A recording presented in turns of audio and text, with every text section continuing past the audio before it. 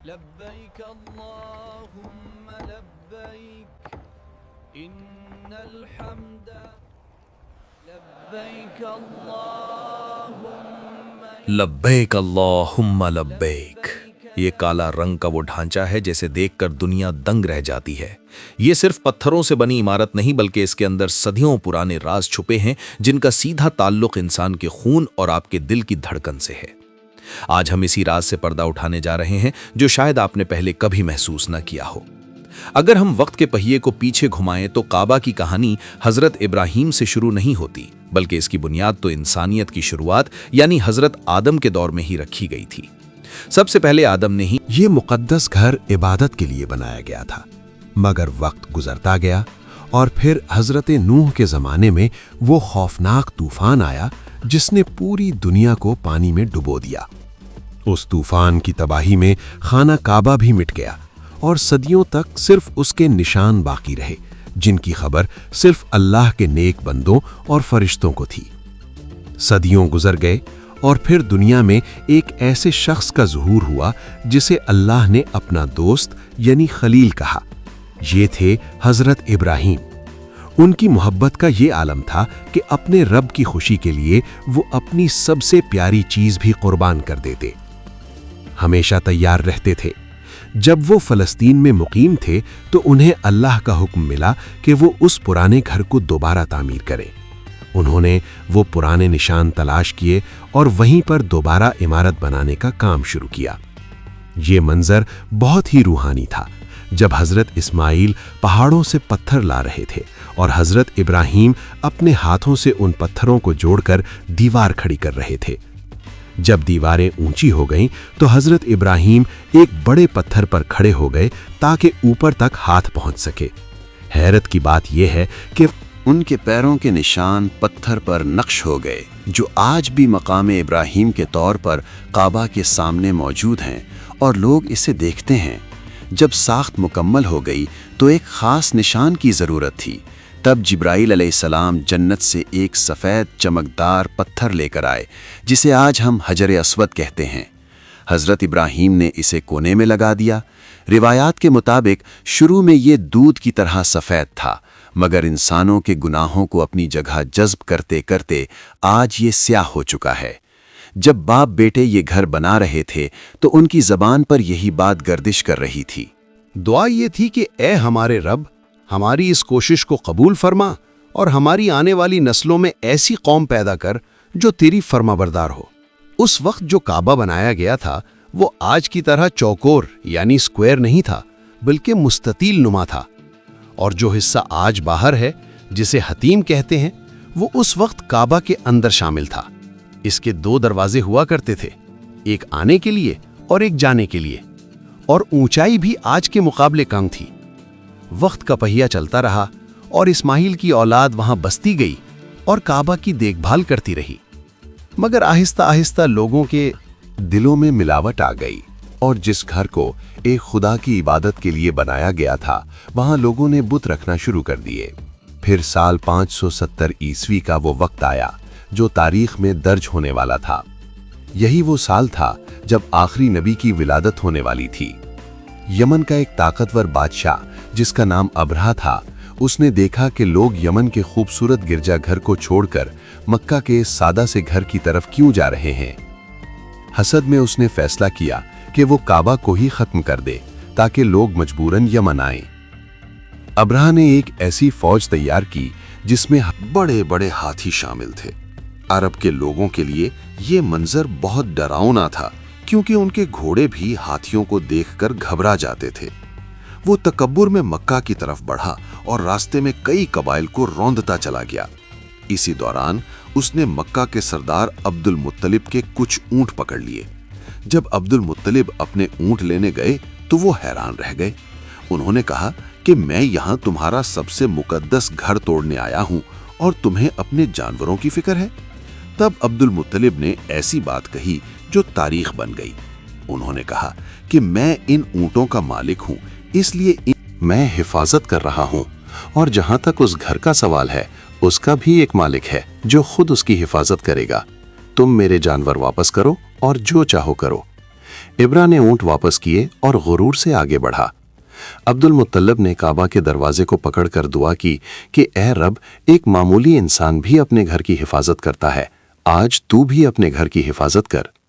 जैसे ही इब्राहा की फौज मक्का के करीब पहुंची, एक अजीब वाकया पेश आया। उनके हाथी जमीन पर बैठ गए और आगे बढ़ने से इनकार कर दिया। फौजियों ने उन्हें मारा, कोशिश की, मगर हाथी हिलने को तैयार न हुए। वो तैयार नहीं थे। अचानक आसमान का रंग बदलने लगा। समंदर की तरफ परिंदों का एक बड़ा जत्था आया, जिनके पंजों और चोंच में छोटे छोटे कंकर थे। देखते ही देखते उन परिंदों ने वो कंकर उस फौज पर बरसाना शुरू कर दिए। वो कोई मामूली पत्थर नहीं थे, वो जिस्मों को चीर देते थे। पल भर में इब्राहिम की वो घमंडी फौज भूसे की तरह बिखर गई और अल्लाह ने बगैर किसी इंसानी फौज के अपने घर को बचा लिया। इस वाक़े के बाद भी ज़माना बदलता रहा। हज़रत इब्राहिम की तामीर को 2000 साल गुजर चुके थे। बारिश और सैलाब ने काबा की दीवारों को कमज़ोर कर दिया था, मौसीकी कर दिया था। मक्का के कुरैश कबीले ने फैसला किया कि अब इसे तोड़कर दोबारा मजबूत बनाना पड़ेगा। उन्होंने तय किया कि इस नेक काम में सिर्फ हलाल कमाई ही लगेगी। दीवार गिराने की हिम्मत किसी में नहीं थी, सब डर रहे थे। फिर खालिद बिन वलीद के वालिद आगे बढ़े और पहली ज़रब लगाई। जब उन्हें कुछ नहीं हुआ तो बाकी लोगों ने भी काम शुरू किया। पैसों की कमी की वजह से उन्होंने काबा का साइज छोटा कर दिया और इसे रेक्टेंगल से स्क्वायर बना दिया और वो हिस्सा बाहर छोड़ दिया जिसे आज हम हतीम कहते हैं। दरवाजा भी जमीन से ऊपर उठा दिया गया ताकि कोई भी अंदर न जा सके। जब इमारत बन गई तो झगड़ा शुरू हो गया कि हजरत अस्वद को उसकी जगह कौन देगा। तलवारें निकलने वाली थीं कि फैसला हुआ कि जो कल सुबह सबसे पहले मस्जिद में दाखिल होगा वही फैसला करेगा। किस्मत देखें कि सबसे पहला आने वाला शख्स कोई और नहीं बल्कि मोहम्मद सल्लल्लाहु अलैहि वसल्लम थे, जो उस वक्त अभी नबी होने का ऐलान नहीं कर चुके थे। उन्होंने अपनी चादर बिछाई और पत्थर उस पर रखा और हर कबीले के सरदार को चादर का कोना पकड़वाया। इस तरह सब खुश हो गए और आखिर उन्होंने अपने मुबारक हाथों से वो पत्थर दीवार में लगा दिया। वक्त गुजरा और उसी शहर में इस्लाम का सूरज तुलू हुआ। फतह मक्का का दिन आया तो नबी सल्लल्लाहु अलैहि वसल्लम ने काबा के अंदर रखे 360 बुत तोड़ दिए और दीवारों पर बनी तस्वीरों को मिटा दिया। इसी दिन से काबा सिर्फ और सिर्फ अल्लाह की इबादत के लिए पाक हो गया। पहले मुसलमान बैतुल मुक़द्दस की तरफ मुंह करते थे, मगर फिर अल्लाह के हुक्म से काबा हमेशा के लिए क़िबला बन गया।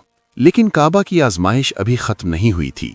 साल 683 में जब अब्दुल्ला बिन ज़ुबैर ने खुद को मक्का में खलीफा मुकर्रर किया तो यजीद की फौज ने मक्का को घेरा।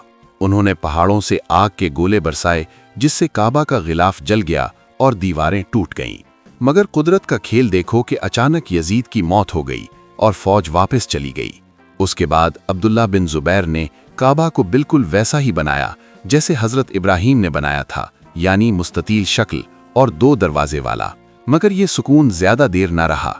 कुछ साल बाद अब्दुल मलिक बिन मरवान के हुक्म पर हज्जाज बिन यूसुफ ने मक्का पर फिर हमला किया।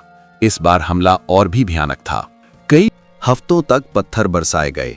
अब्दुल्ला बिन ज़ुबैर बहादुरी से लड़े मगर शहीद हो गए। फतह के बाद हज्जाज ने काबा को दोबारा तोड़कर वैसा ही बनाया जैसा कुरैश ने बनाया था, यानी चौकोर शक्ल में, और आज तक हम इसी शक्ल को देखते हैं। तारीख का सबसे काला दिन वो आया जब साल 930 में करामातियों ने मक्का पर हमला किया। अबू ताहिर नाम का जालिम शख्स हथियार लेकर हरम में घुस गया। उसने हाजियों का कत्लेआम किया और चीख चीख कर कहा कि आज तुम्हारा रब कहाँ है। लाशों को जमजम के कुएं में फेंक दिया गया और वो जालिम हजर अस्वद को वो पत्थर उठाकर अपने साथ ले गया। 22 साल तक काबा बगैर इस पत्थर के रहा। लोग डर के मारे हज पर जाना छोड़ चुके थे। आखिरकार मजबूर होकर और कमजोर पड़ने पर उन्होंने वो पत्थर वापस किया। सदियों गुजर गईं और 1600 ईस्वी में एक खौफनाक सैलाब ने फिर काबा को नुकसान पहुंचाया। इस बार उस्मानी सुल्तान मुराद ने बेहतरीन इंजीनियर्स बुलाए और दुनिया के सबसे मजबूत पत्थरों से काबा को वैसा ही बनाया जैसा आज हम देखते हैं। एक दिलचस्प दौर भी था जब काबा के चारों तरफ 4 अलग अलग मुसल्ला हुआ करते थे। हनफी, मालकी, शाफी और हनफी लोग।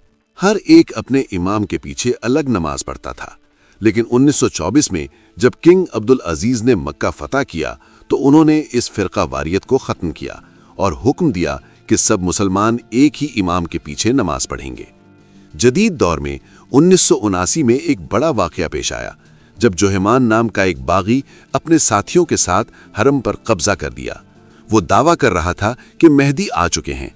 उसने दरवाजे बंद कर दिए और ज़ायरीन को यरगमाल बना लिया। बिल आखिर सऊदी फौज को हमला करना पड़ा। फ्रांस की खुसूसी फोर्सेस की मदद ली गई। बागियों को, जो सुरंगों में छुपे हुए थे, गैस और पानी का इस्तेमाल निकालने के लिए किया गया।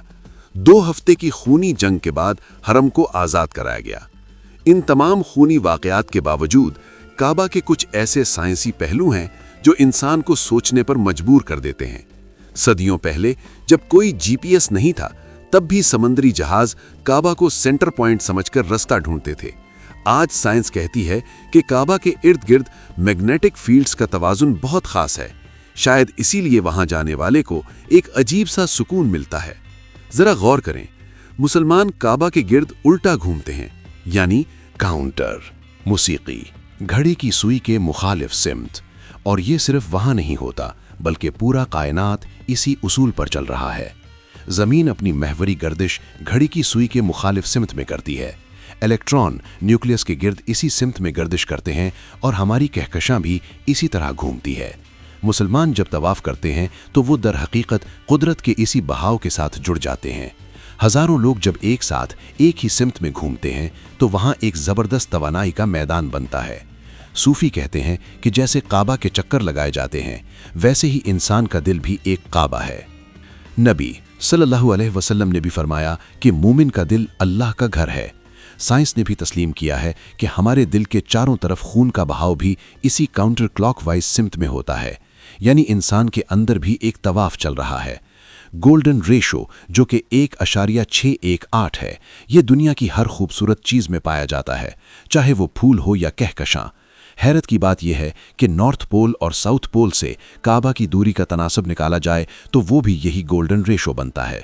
ये इमारत सिर्फ चूना और पत्थर नहीं है, बल्कि ये वो मरकज है जहां जमीन और आसमान के राज, साइंस और रूहानियत और इंसान का दिल एक नुक्ते पर आकर मिल जाते हैं।